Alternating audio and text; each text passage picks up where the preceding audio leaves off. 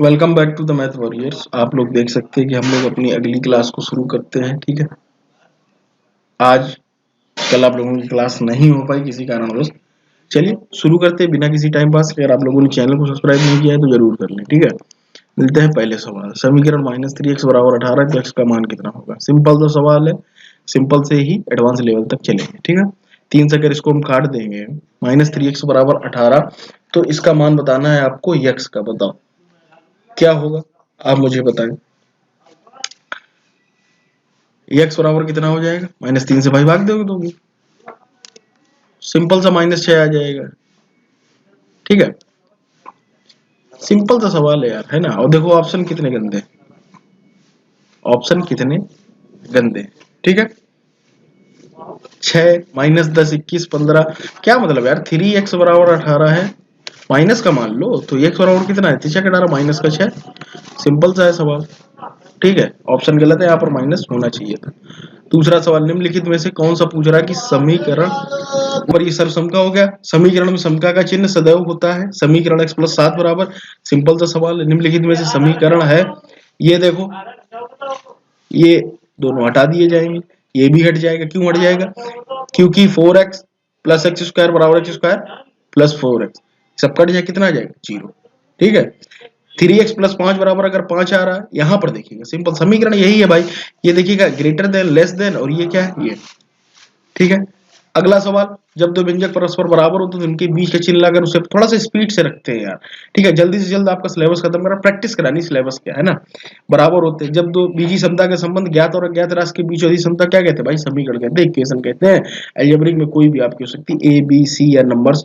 ठीक है, तो दोनों के बीच का हो तो ऐसी समता को समीकरण कहते हैं। ठीक भाई, सिंपल सी बात। ऐसे इस समीकरण को हल करना, हल कर लोगे आप। ठीक है, उम्मीद करता हूँ कि इसमें कोई दिक्कत नहीं होगी। इस सवाल को करने के लिए इसमें कुछ है ही नहीं। ठीक है, 1 को उधर ले जाओगे तो 4 हो जाएगा, 4 × 12, फिर काट दोगे तो 3 आ जाएगा। सिंपल सा सवाल है। ठीक है, उस तरीके से ये भी हो जाएगा। अब ये देखिएगा दशमलव का सवाल है। दशमलव में इस तरीके से है, दशमलव 7 7 को इससे घटाना है। ठीक है, माइनस का चिन्ह पड़ा, ये सब थोड़ा सा माइनस का याद रखना, बाद बाकी सवाल बहुत आसान, इसमें कोई दिक्कत नहीं होगी। ठीक भाई,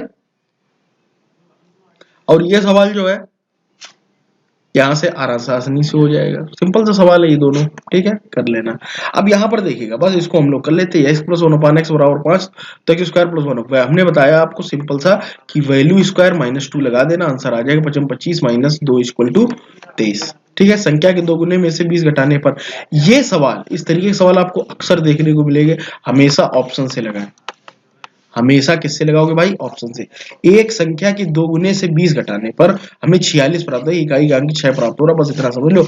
2 गुने से 35 दूनी 70 में से ये जाएगा, संख्या में से 20 घटाने, 70 में से 20 घटाओगे 50, ऑप्शन से बाहर। 38 दूनी कितना होगा मेरे भाई, 38 दूनी 76, 76 से इसको घटाओ, कितना आ जाएगा बताओ, बताओ। 76 से इसको घटाओ, कितना आ जाएगा 56, ये भी ऑप्शन से बाहर, ये भी ऑप्शन से बाहर। 33 दूनी 66 में से 20 घटाओगे कितना आ जाएगा 46, आ गया आंसर। ठीक है, और इस सवाल में भी कुछ नहीं, 10 - 5 1 - 2x, तो ये भी आसानी से आ जाएगा। ठीक, चलिए अगले सवाल। अब ये सवाल है, इसमें क्या आपको करना है, दोनों तरफ बराबर कर लेना, इसका इधर उड़ाना, इसका उधर कर देना, और इसको हल कर लेना। केवल हल करना है भाई, आसानी से सवाल लग जाएगा, इसमें कोई दिक्कत नहीं।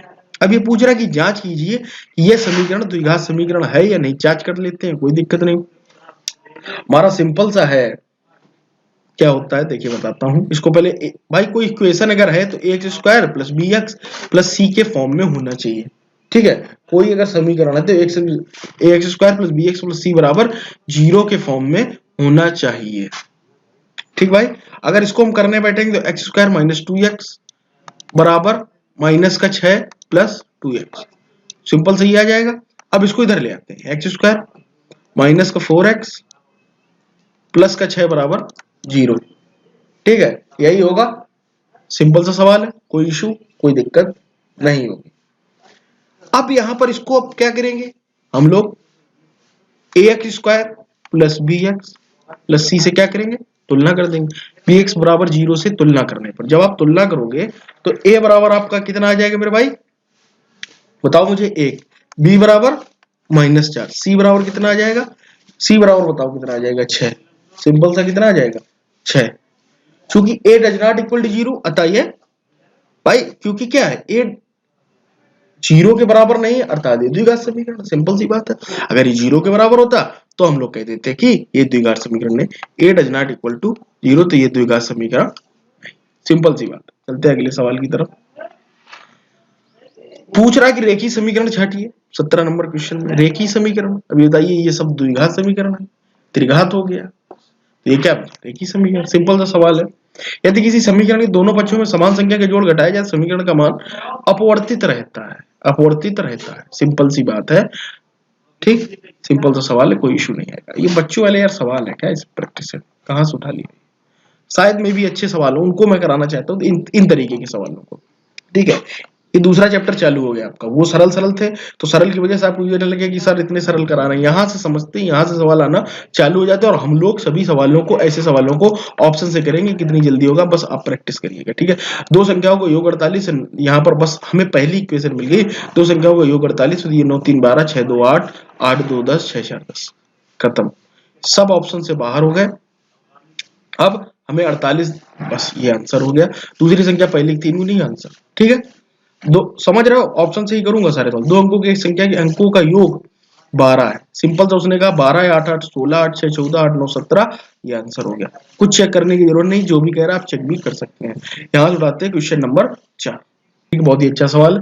इस तरीके के सवालों को बाई ऑप्शन कैसे करेंगे, सिंपल सी बात ये समझो, 10 वर्ष पूर्व पिता की आयु पुत्र की आयु से 5 गुनी थी, अर्थात इसका हम अगर 10 करेंगे तो ये 57 हो जाएगा। 57 में 5 गुना का मतलब 5 के मल्टीपल होना चाहिए, नहीं है।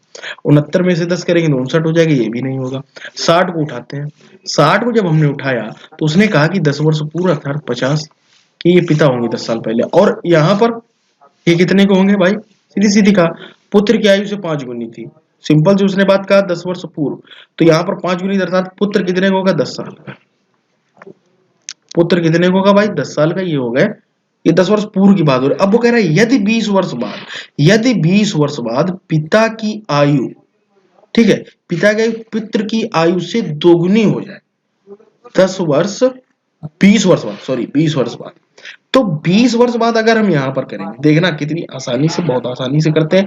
ये पहले अभी यहाँ पर देखो, ये वर्तमान है, ये चीजों को यहाँ पर कंफ्यूज मत हो जाना भाई, ये वर्तमान है, ये 10 वर्ष पूर्व पुत्र की है, तो 10 वर्ष बाद मतलब वर्तमान में कितनी रही होगी, 20 साल का पुत्र होगा या नहीं होगा, या नहीं, वर्तमान की हो गई दोनों। ठीक है, अब उसने कहा कि 20 वर्ष बाद, तो 20 वर्ष को बढ़ा दो, अर्थात ये कितने हो गया 80 का, ये कितने हो गया 40। अब ये दोनों देखो दोगुनी है कि नहीं, अर्थात यही आपका आंसर हो जाएगा। सिंपल सा सवाल है, कोई दिक्कत नहीं होनी चाहिए आप लोगों को। ठीक है, इसको इरेज करता हूं, अगले सवाल पर चलता हूं। अगला सवाल जैसे ही आप देखेंगे तो आपको दिखेगा कि यदि किसी संख्या में 21 जोड़ने पर वह संख्या अपनी 3 गुने से 7 कम हो जाती है, सिंपल सा सवाल है, कोई दिक्कत नहीं।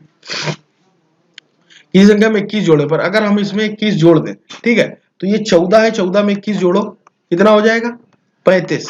ठीक है, 21 जोड़ने पर वह संख्या अपने 3 गुने से 7 कम, सिंपल सा सवाल है। 14 का 3 गुना कितना होगा 42, 42 से कितनी हो गई 7 कम, अर्थात यही आपका आंसर हो जाएगा। क्वेश्चन नंबर 5 का राइट आंसर जो होगा यही होगा, सिंपल सा सवाल है, कोई दिक्कत नहीं होनी चाहिए। ठीक, अगले सवाल की तरफ चलते हैं। अगला सवाल देखते हैं क्वेश्चन नंबर 6।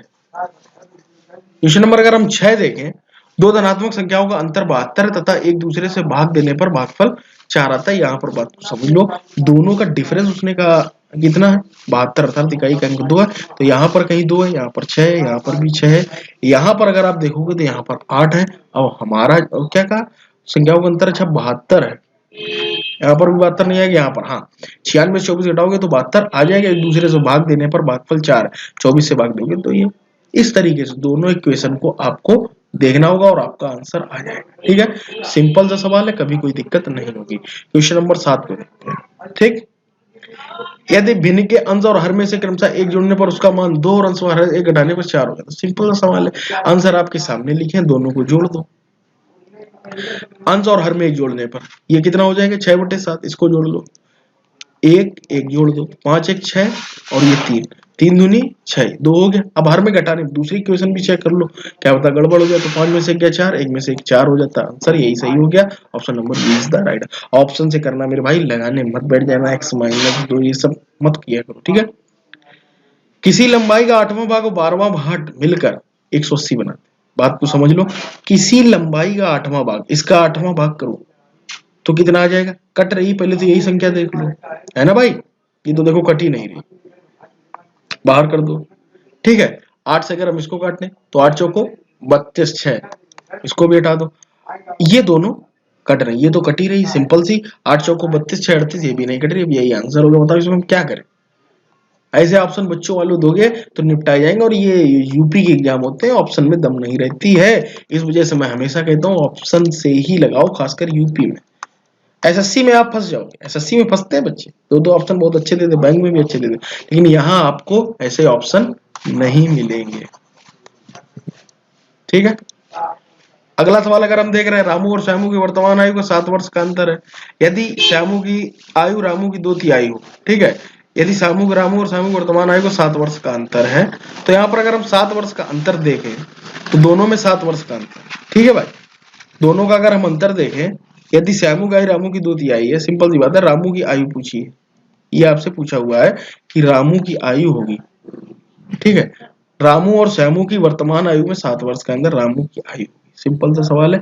यदि श्यामू की आयु, यहां पर देखते हैं, यहां पर एक की पॉइंट छुपा हुआ है, यदि श्यामू की आयु रामू की आयु की 2 तिहाई, यही सवाल, श्यामू की आयु रामू की आयु, और रामू की आयु होगी 2 तिहाई, 2 तिहाई हो तो रामू की आयु होगी, ठीक है। यहां पर जो सवाल ये कह रहा है, इसमें 2 तिहाई के दशमलव में जाएगा क्या?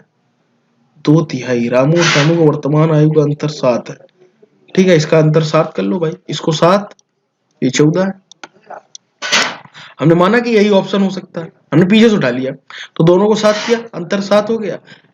रामू और श्यामू की वर्तमान है, ठीक है, श्यामू की आयु रामू की 2 तिहाई हो, श्यामू की आयु रामू की 2 तिहाई, कोई भी 3 से संख्या नहीं कट रही, ये सवाल ही गलत लगा हुआ है। और बताइए, ये सवाल ही गलत लगा हुआ है, ठीक है,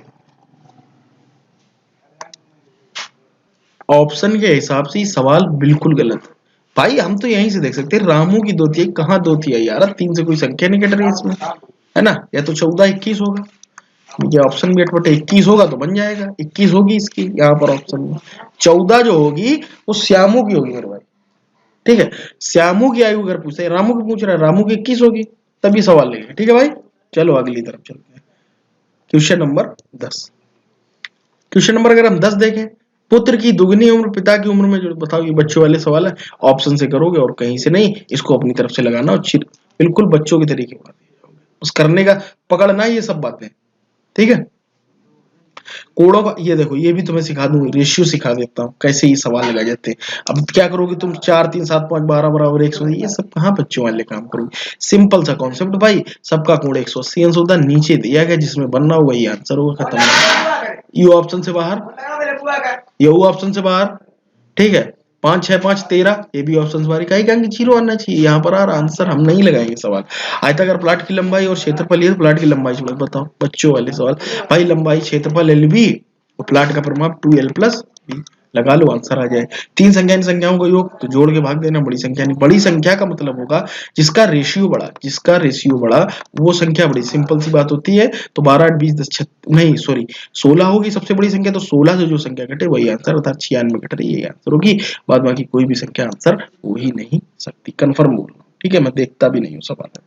पिता और पुत्र की ये है, दोनों की आयु का योग है, तो पिता की आयु बताओ, पिता की आयु पूछ रहा, पिता का रेशियो दिया है 7, 7 से जो संख्या घटेगी वही आंसर होगी, 40 बाहर 48 बाहर 49 42 हो सकते हैं, उल्टा चला दो सवाल को भाई, अगर इसकी 42 होगी पिता की तो इसकी 12 होगी, 42 12 54, अर्थात यही आंसर है, ठीक है, समझ गए कि नहीं। अगला सवाल देखते हैं, क्वेश्चन नंबर 15। अगला सवाल देखते हैं कि एक परीक्षा में एक छात्र ने 20% अंक प्राप्त किए और वह 60 अंकों से फेल हो गया, दूसरे छात्र ने 38 अंक प्राप्त किए, न्यूनतम अंक से 30 अंक अधिक लाया। ऐसे सवालों में कुछ ना करना, दोनों का डिफरेंस निकाल के इनको जोड़ देना। बस देखो 20 अंक, एक छात्र ने 20% अंक प्राप्त किए हैं, इसने 38 अंक प्राप्त किए, ये 60 अंकों से फेल हुआ है, अर्थात माइनस की तरफ नीचे गया 60 से, ठीक है, और एक ये 30 अंक अधिक लाया भाई, एक अधिक लाया, तो सिंपल सा सवाल है, कोई दिक्कत नहीं, इन दोनों को जब डिफरेंस किया जाता है, दोनों किया जाता ही जाता है, ये जाते हैं जोड़, ठीक है, 20 में से जब 38 घटाओ कितना आ जाएगा, 18% बराबर 90 के 100%। क्या पूछ रहा है, पूर्णांक का 100%। कोई भी वैल्यू 100% अपना पूर्णांक होती है, इस बात को समझ लो, तो सिंपल सा आंसर आ जाएगा। अगर आप लगाना चाहो बाई ऑप्शन भी लगा सकते हो, लेकिन ये तरीका बेस्ट। ठीक है भाई, अगले सवाल की तरफ चलते हैं। क्वेश्चन नंबर 16, एक आदमी अपनी मासिक आय 10% टैक्स में, शेष का 75%। देखो एक चीज समझ दो, इसमें की पॉइंट दे देता हूं। अगर कभी कह दे शेष का तो सवाल अलग है, शेष में से अगर कह दे तो अलग है सवाल। ठीक है, दोनों में से अंतर होता है। यदि आदमी अपनी मासिक आय 10% टैग में, शेष का 15% खर्च में, फिर शेष का 20% और इसके पश्चात उसके पास 1836 रुपए बचते हैं। तो देखो इस तरीके के सवाल को लगाने के लिए कभी भी, ठीक है, सिंपल सी बात बता रहा हूं, कभी भी आपको ये करने की जरूरत नहीं है कि आप भाई देखिए एक्स से लगाओगे। एक तो होता है पार्ट मेथड, पार्ट मेथड मैं आपको अभी बताने की कोशिश नहीं करूंगा, मेरा वीडियो पड़ा हुआ परसेंटेज का, वो आप समझेंगे। वो एसएससी उस तरीके से लग के 10 से 9 हो गया, 15 से, उस तरीके से मैं नहीं लगाना चाहूंगा इसको। अगर एक्स से ही लगाए, सिंपल सा ऑप्शन, तो भाई 10% खर्च कर देता है तो इसके पास बचा कितना रुपए, बस मुझे उतना बताओ। इसके पास 9x बचा, नहीं 9x नहीं, 9/10 बचा। भाई किसी के पास x रुपए थे, उसने 10% खर्चा कर दिया, उसके बाद बचत कितनी होगी भाई, 90%। कोई भी चीज अपने आप में जब पूरी हो जाती है, खत्म हो जाती, तो वो 100% होती है, सिंपल सी बात। ठीक है, तो यहाँ पर x का 9% सीधे सीधे, ठीक है। शेष का 15% घर खर्च करता, तो 15% खर्च करता, तो बचत कितनी करता भाई, 85%, सिंपल सी बात है। और शेष का 20% मनोरंजन में खर्च करता है, तो बचा कितना, 80%। इसके पश्चात उसके पास 1836 रुपए बचते हैं। सिंपल से निकला है, इसको हल कर दो, उसकी मासिक आय निकल आएगी, कभी कोई दिक्कत नहीं आएगी। ठीक है, कभी कोई दिक्कत नहीं आने वाली। तो बस इसको इस तरीके से करो, इसको हल करना है, बस अब हल कर लेना। इसका जो मान आएगा, इसका जो की पॉइंट है उस बात को समझ लो अच्छे से। देखो एक होगा, कभी सवाल आएगा मासिक आएगा 10%, इसमें टैक्स में इतना, शेष शब्द नहीं आएगा। अगर शेष का या शेष में से आ जाए तो इस तरीके से लगाओगे, नहीं तो फिर सीधे सीधे उनको जोड़ दिया जाता, 10, 15, 20, और जो बची वो बचत होगी। लेकिन यहाँ पर उसने कहा शेष का, तो इस तरीके से करना पड़ेगा भाई। उसके पास 10% उसने अगर टैक्स में खर्चा की तो बचे कितने, 90%। 15% अगर खर्च पर किए तो कितने बचे, 85%। 20% मनोरंजन अगर तो बचे कितने, इतने, इतने बराबर इतने के, तो निकाल दो, आंसर आ जाएगा। सिंपल सा सवाल है, और भी सवाल है, लेकिन आज के लिए इतना ही रखते, क्योंकि वो भी काफी सवाल है। ठीक है, वीडियो भी 20 मिनट हो चुका, फिर आप बोर हो जाए। अगला वीडियो डाल दूंगा तुरंत, है ना, सुबह शाम डाल दूंगा, मेरे पास कोई दिक्कत नहीं। मुझे बस समय की थोड़ी सी कमी रह रही है, आप देख रहे हैं कितना ज्यादा काम रहता है यार, हर एक जगह, मतलब एसएससी का भी देखना रहता है, सीजीएल, सीजीएल जूनियर, हर एक चीज को देखना रहता है। तो थोड़ा सा यूपीएसआई का फॉर्म आया, यूपी ट्रिपल एससी का आया हुआ। चलिए मिलते हैं अगले वीडियो में, जुड़े रहिएगा मैं तो साथ इसी उत्साह और उम्मीद के साथ। Best of luck guys.